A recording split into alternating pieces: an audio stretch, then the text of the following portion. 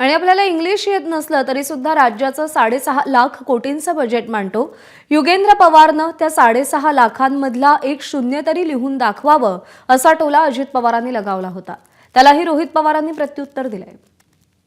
मला इंग्लिश बोलता येऊ किंवा न येऊ, मी आज राज्याचा उपमुख्यमंत्री म्हणून काम करतोय। आज मी तुमचा अर्थसंकल्प 6.5 लाख कोटीचा मी सांभाळतोय। 6.5 लाख कोटी, त्याच्यामध्ये त्याला म्हणा टिंब काढून दाखवत 6.5 लाख।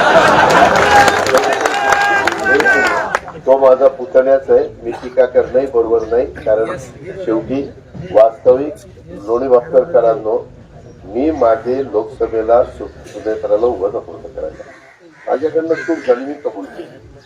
अजितदादा जेव्हा पूर्वी बजेट मांडत होते त्या बजेटला शिस्त होती, पण भाजपबरोबर गेल्यानंतर जे बजेट अजितदादांनी मांडलेलं आहे त्याला कुठलीही शिस्त राहिलेली नाही।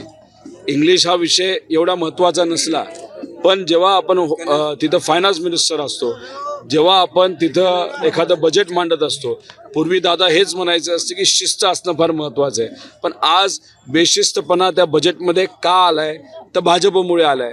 आता संगतच तशी असेल, संगतच जर बेशिस्त असेल, काही प्रमाणात त्याचा इम्पॅक्ट नाही तर त्याचा प्रभाव हा बजेटवर आलाय असं आपल्याला म्हणावं लागेल। एबीपी माझा, उघडा डोळे बघा नीट।